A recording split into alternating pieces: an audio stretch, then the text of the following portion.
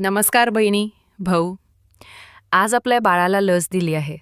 मी तुम्हाला 4 महत्त्वाच्या गोष्टी स्पष्टपणे सांगते. लक्ष द्या. 1.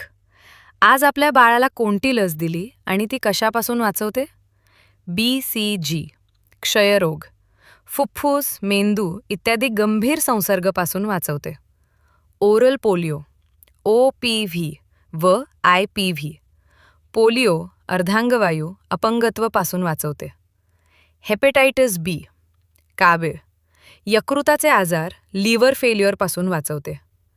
पेंटाव्हॅलंट, DPT, हेप B, HIV, घटसर्प, धनुर्वात, डांग्या खोकला, कालाज्वर, हिमोफिलस इन्फ्लुएन्झा B पासून वाचवते. रोटाव्हायरस डायरिया, गंभीर जुलाब पासून वाचवते.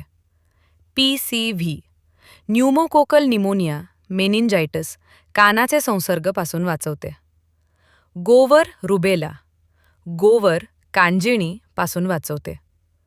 जपानी एन्सेफ्लायटिस, जपानी मेंदूज्वर पासून वाचवते. ही लस केवळ काही जिल्ह्यात सुरू आहे. सध्या आपल्या भागात उपलब्ध नाही. गर्भवती महिलांसाठी TD लस म्हणजे धनुर्वात प्लस घटसर्प. बाळाला नवजात धनुर्वात होऊ नये म्हणून पासून वाचवते. या सर्व गंभीर आजारापासून पूर्ण संरक्षण करते. म्हणूनच आपले बाळ निरोगी राहील. 2. काय किरकोळ दुष्परिणाम होऊ शकतात आणि काय करावे? कधीकधी बाळाला हलका ताप येऊ शकतो. इंजेक्शनच्या जागी थोडी सूज किंवा लालसरपणा येऊ शकतो. बाळ जरा चिडचिड करू शकते किंवा बाळाला हलका पुरळ येऊ शकतो. घाबरू नका. हे सर्व सामान्य आहे आणि 1 ते 3 दिवसात आपोआप बरे होतात. ताप आला तर पॅरासिटामॉलची गोळी किंवा सिरप डॉक्टरांनी सांगितल्याप्रमाणे द्या.